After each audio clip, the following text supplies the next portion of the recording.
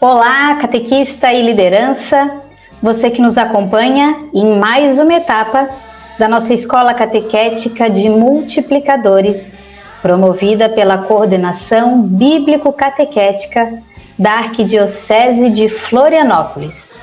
Chegamos na etapa 213.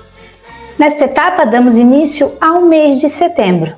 E neste mês, a Igreja no Brasil, desde 1971, celebra o mês da Bíblia.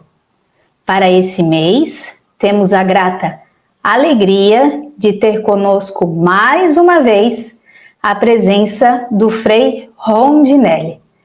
Frei Rondinelli, nós agradecemos muito a sua participação aqui conosco, mais uma vez, que na outra etapa, há alguns tempinhos atrás, já fomos muito agraciados com a sua partilha.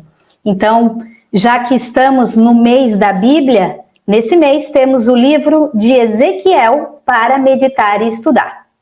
O senhor, então, nos acompanha durante este mês falando sobre esse tema e começo, então, pedindo que o senhor diga para nós em que parte da Bíblia está o livro de Ezequiel. Bem, eu saúdo a todos que nos acompanham, saúdo também você, Tayana. O livro do Ezequiel está no Antigo Testamento, num bloco de livros chamados proféticos.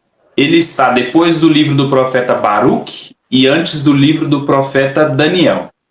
É um livro grande, com 48 capítulos, e o fato dele ser profético já nos diz muitas coisas, porque todo profeta tem uma missão comum, que é a missão de anunciar a palavra de Deus, anunciar a cura, anunciar a libertação, anunciar a salvação, a restauração, mas também anunciar ou denunciar o pecado, denunciar a injustiça, denunciar a idolatria, denunciar a maldade, denunciar a incoerência. Então, o simples fato de Ezequiel ser um profeta já nos diz muito sobre ele. O Antigo Testamento, ele está organizado em 4 blocos. O último dos blocos é o bloco dos profetas. E então, Frei, além desses dos livros proféticos, quais são os outros conjuntos de livros que compõem a Bíblia? Certo. O Antigo Testamento tem 4 blocos. O primeiro se chama Pentateuco. Penta, do número 5, teuco, de teukos, que significa rolos em hebraico. Aliás, em grego. E o bloco dos livros que nós chamamos de Pentateuco, ele tem Gênesis, Êxodo, Levítico, Números e Deuteronômio. Nós, cristãos, chamamos de Pentateuco, mas os judeus chamam de Torá, ou seja, de lei. Ali contém as leis, as instruções de Deus, contém o decálogo, os 10 mandamentos. Além do Pentateuco, nós temos também os livros históricos. Não compreendemos história no sentido atual da palavra, como uma ciência metódica que analisa os fatos, que conta os fatos com precisão de data, de nome. Isso, mas histórico no sentido judaico da palavra, que eles transmitem uma história, transmitem uma mensagem, falam de personagens, de acontecimentos, mas não com essa mesma precisão que nós temos atualmente. Os livros históricos são Juízes, Josué, Ruth, Esther, 1º e 2º Samuel, 1º e 2º Reis, 1º e 2º Crônicas. São esses livros que falam da conquista do povo da terra de Israel, da terra de Canaã, a terra prometida. Falam do período do tribalismo, do período da monarquia, especialmente com Saul, Davi e Salomão. O terceiro bloco dos livros do Antigo Testamento são os livros sapienciais. A palavra sapiência faz pensar em sabedoria. Portanto, esses livros sapienciais tratam da sabedoria, mas não a sabedoria dos livros, a sabedoria teórica, mas a sabedoria prática, aprendida no cotidiano, com a vida, com a experiência. São os livros de Provérbios, Sabedoria, Jó, Cântico dos Cânticos, Eclesiastes, Eclesiástico, são estes os livros. E nós temos também os livros proféticos, que eu já mencionei na pergunta anterior, mas não disse quais livros formam. É Isaías, Jeremias, Ezequiel, Daniel, Malaquias, Joel, Abacuque, Naum, etc. São 16 livros proféticos. Esses são os blocos do Antigo Testamento. Repetindo, Pentateuco, históricos, sapienciais e proféticos. Nós temos também o Novo Testamento com outras divisões. O primeiro bloco do Novo Testamento é o bloco dos Evangelhos. Mateus, Marcos, Lucas e João, que narram a vida de Jesus Cristo. E depois dos Evangelhos tem os Atos dos Apóstolos, que é um livro histórico. Ele conta a história da igreja nos seus primeiros anos, primeiros 60 anos aproximadamente, dando ênfase à missão dos apóstolos, à vida dos apóstolos, de modo especial, Pedro e Paulo. Depois temos o bloco das cartas paulinas, as cartas atribuídas a São Paulo, que são Romanos, Colossenses, Filipenses, 1º e 2º Tessalonicenses, 1º e 2º Coríntios, Efésios, Tito, 1ª e 2ª Timóteo, as cartas de São Paulo que tratam de temas diversos. São Paulo fala da segunda vinda de Jesus, fala de igreja, de vida em comunidade, de carismas, de ministérios, de frutos do Espírito Santo, de obras da carne, enfim, uma variedade de temas que São Paulo abarca nos seus livros.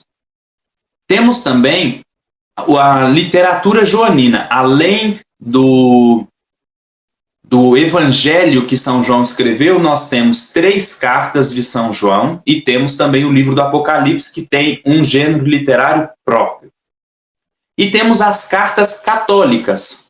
Católica não no sentido religioso da palavra, como pertencente à Igreja Católica, mas católico no sentido grego da palavra, que significa para todos. Diferentemente daquelas cartas de São Paulo que tinham um destinatário bem específico, por exemplo, carta de São Paulo aos romanos, ou seja, aos cristãos que viviam em Roma, aos efésios, aos cristãos que viviam em Éfeso, a Timóteo era uma pessoa bem específica, Tito, Filémon, pessoas bem específicas.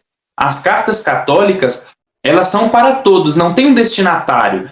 São as cartas de João, que eu havia mencionado, mas também as 2 cartas de Pedro, a carta de Judas, a carta de Tiago, são cartas abrangentes para todos, por isso católicas. São estes os blocos dos livros do Novo Testamento: os Evangelhos, Atos dos Apóstolos, as cartas paulinas e católicas e também a literatura joanina. São estes os blocos da Bíblia. Que bela catequese, hein, Frei? Muito obrigada. Agora eu pergunto para o senhor como que esses livros eles se relacionam com a nossa realidade nos dias de hoje. Por que eles são importantes? Bem, os diferentes conjuntos de livros da Bíblia abordam temas que são atemporais, universais, valem para os nossos dias de hoje também. Eles fornecem ensinamentos que são perfeitamente aplicáveis a questões espirituais, morais, éticas, sociais, de todas as épocas. Pentateuco, por exemplo, ele ensina sobre a criação, a queda, o pacto de Deus com a humanidade e oferece um código moral e ético que serve como base para a vida em comunidade. Lá no Pentateuco tem os 10 mandamentos, por exemplo. Fala honrar pai e mãe. Isso tem valor hoje? Totalmente, Isso é extremamente importante para nós.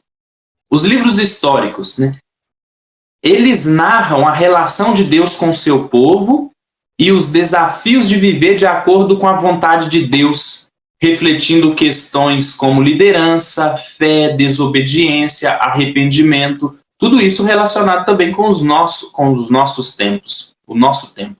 Os livros sapienciais, eles oferecem sabedoria para a vida cotidiana, reflexões sobre o sofrimento, a felicidade, a justiça, a adoração a Deus. Hoje eu li um trecho dos Provérbios que nos pede para olharmos para a formiga e aprendermos com ela, e a sermos sábios com ela. Um provérbio que estimula a trabalhar e a sermos previdentes e não nos acomodarmos na preguiça. Os livros proféticos, eles encorajam ao arrependimento, denunciam a injustiça, a idolatria, oferecem esperança de restauração. Eles nos lembram que Deus é justo, mas também misericordioso. Estamos aqui estudando o livro do profeta Ezequiel, que fala, por exemplo, da responsabilidade pessoal diante dos nossos atos, da nossa vida, dos acontecimentos. E o Novo Testamento, os evangelhos, as cartas apostólicas, elas apresentam a mensagem central do cristianismo, a vida dos ensinamentos de Jesus e guiam a vida da igreja, tudo isso bastante atual. O evangelho vai falar, por exemplo, de serviço, né? Tem a passagem que Jesus lava os pés dos discípulos e diz, olha, se eu, que sou o mestre e senhor, vos lavei os pés, fazei vós também com os outros. Extremamente importante essa mensagem, muito atual.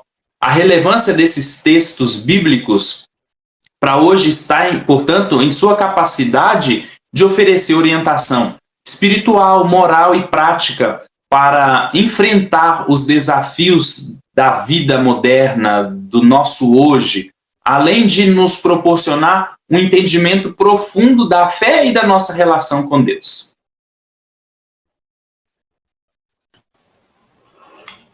Muito bom. Bem legal a sua explicação. Para a gente que é catequista, assim, tá quase que desenhado. Muito legal mesmo. Frei, para a gente, então, encerrar esta etapa, peço que o senhor deixe, então, uma mensagem aqui para quem nos acompanha e ainda um dever de casa, quem sabe, qual a parte do livro do Ezequiel, então, já que nós vamos falar de Ezequiel durante esse mês, qual a parte que nós devemos ter como tarefinha e ler para acompanhar a próxima etapa? Bem, o livro de Ezequiel é grande, tem 48 capítulos, mas se alguém tiver com pouco tempo, não puder ler todo o livro, que leia ao menos o lema do mês da Bíblia, que é o capítulo 37, versículo 14. Não falarei o que diz? Cada um pode em casa tomar conhecimento dessa mensagem muito bonita. Quem sabe, se não pode ler todo o livro, lê ao menos a passagem onde está inserido, de onde foi tirado esse lema, que é a passagem do Vale dos Ossos Secos. Frei, então, agradeço muito a sua participação aqui conosco nesta etapa, que foi, sem dúvida alguma, uma bela catequese. Esperamos o senhor, então, na próxima etapa. Você, catequista e liderança que nos acompanha, fique atento, então, com a tarefa para a etapa da semana que vem. E agora, fique com a nossa leitura orante da Palavra de Deus. Catequista e liderança, chegamos no momento da nossa leitura orante. O texto bíblico de hoje é Marcos, capítulo 7, versículos do 1 ao 8, 14 ao 15, 21 ao 23. Prepare o ambiente para a oração com Bíblia, vela acesa e um crucifixo. Leia o texto bíblico com bastante atenção. Marque as palavras ou frases que mais chamam a sua atenção e, com a ajuda do texto, responda. O que os fariseus e os mestres da lei perguntaram a Jesus? Qual a resposta de Jesus diante da pergunta? E o que Jesus disse ao chamar a multidão? Neste cartão número 2, convido você para dialogar com a palavra. O trecho do Evangelho de Marcos, que lemos hoje, nos apresenta um Jesus que desafia as tradições religiosas de sua época, colocando em questão a importância que os fariseus davam às práticas externas e rituais, em detrimento da pureza interior. Jesus critica a hipocrisia dos fariseus, que se apegavam a ritos e tradições, mas negligenciavam os mandamentos mais importantes, como o amor ao próximo. Ele enfatiza que a verdadeira pureza não vem de práticas externas, mas de um coração limpo e de boas intenções. O que conta não são as aparências, mas o que sai do interior do ser humano. Jesus não abole a lei, mas a cumpre em plenitude, mostrando que o espírito da lei é mais importante que a letra. Ele nos convida a ir além das regras e viver o Evangelho com o coração. A verdadeira religião não se resume a cumprir rituais, mas amar a Deus e ao próximo. Juntos agora façamos a nossa oração final. Senhor, fonte de toda a sabedoria, agradecemos por nos presentear com a Tua sagrada palavra, que neste mês dedicado à Bíblia, possamos aprofundar nosso conhecimento e amor por ela. Concede-nos a graça de encontrar em Teus ensinamentos a luz que guia nossos passos e a força que nos impulsiona a anunciar o Evangelho. Que como catequistas sejamos instrumentos de Tua palavra, transmitindo-a com paixão e clareza aos nossos catequizandos. Amém. Até a próxima semana.